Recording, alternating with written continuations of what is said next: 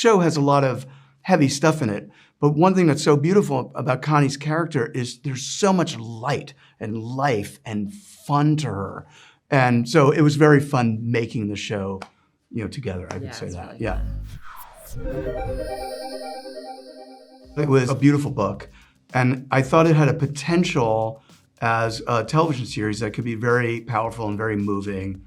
And I just sort of fell in love with it. Talked to Ann Napolitano, the author, talked about things that I wanted to sort of bring to it. She was very excited about that. What I was interested in telling was a story about resilience, a story about people coming back from something that was very hard. And then, we had COVID. And so it started to resonate in a different way. And to me, the show does resonate even more when I first started thinking about doing the show, because I feel like we're all collectively, sort of going through something. In a way, the show is a way to sort of talk about that.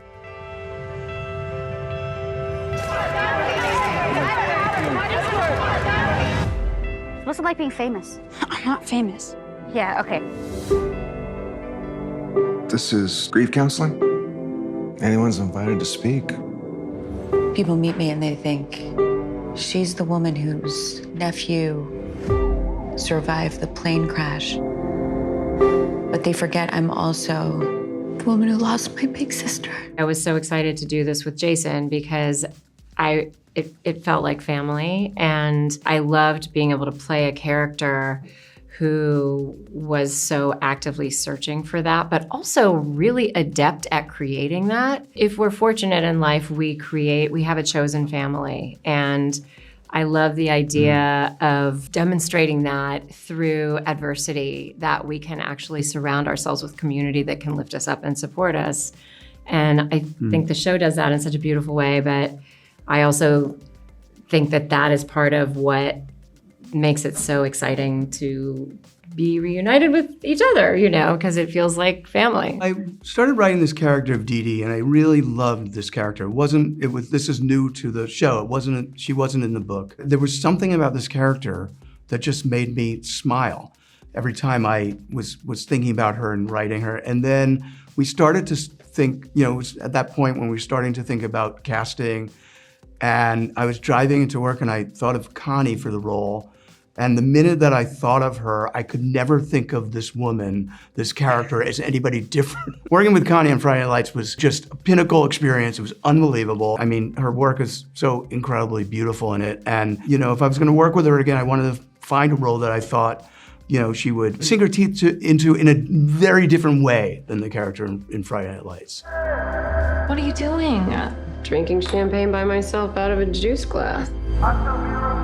Lost my husband, I lost my best friend. But he had another life. So I don't know how to piece it all together. After I got to 200, I lost count. Why is everyone writing to him? Because he survived. The experience of Friday Night Lights was one that really set the bar for me in terms of a great experience and what I value. That has meant a lot to me over the years, and the idea of being able to revisit that and in some ways reaffirm it, which was in fact what happened. Having the experience of working again on a Jason Katims set. It's a lovely environment. It's a collaborative environment. It's an environment of exploration and curiosity and discovery and fun and mutual respect. And those are the things that are most important to me. So I was really, really excited to have Jason come to me and have it be such a fantastic, fun part to explore. It was really great because we have this shorthand and we were able to just kind of talk through, who this woman is. I was able to sort of start to take from what Connie was, things that she said, incorporate it into the story. We had a lot of time, actually, even more time than we did on Friday Night Lights, before we started shooting, before we did anything, to really discuss and talk, and that, I think, made the experience even, sort of richer. I know you want to run away. I want to run away too, but life has to go on. I don't know who I am. Join the club.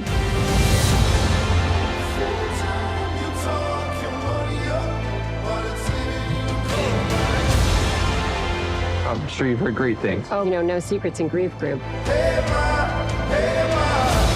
grandmother paved the way, and there is no one more committed to carrying on her legacy than I am.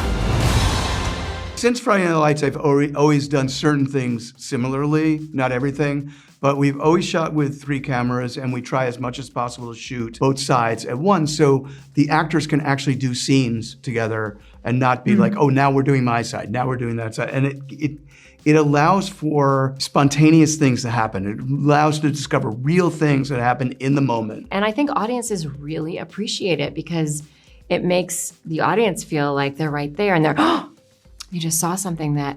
It also encourages a certain kind of acting because every time you're doing it, it's new. And I always had so much fun watching, these scenes that Connie was in because in every take she would throw something else in that wasn't in the one before. When you shoot that way and you act that way, it feels more real. It sort of has a thing of feeling like, oh, this is really happening. It makes it less distant, the experience of watching. You feel closer to these people. I think the audience feels included. Yeah.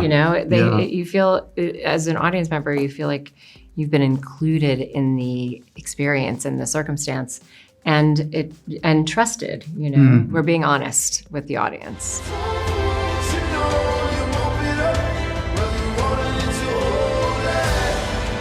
What happened isn't fair, Edward, but I'm going to do my best to take care of you. And that is the truth that will never go away. I wanted to do a show that was about life, even though what starts the whole show is this tragedy. There's this great story between Dee Dee and her daughter, which they might not have ever gotten to that place if these events didn't happen. And I think that's the thing that I really love about the show. I don't feel like the show feels like hard to watch or depressing or sad. It's not afraid to talk about grief, and which is a wonderful thing because it's kind of we need language for that. We need ways to think about that.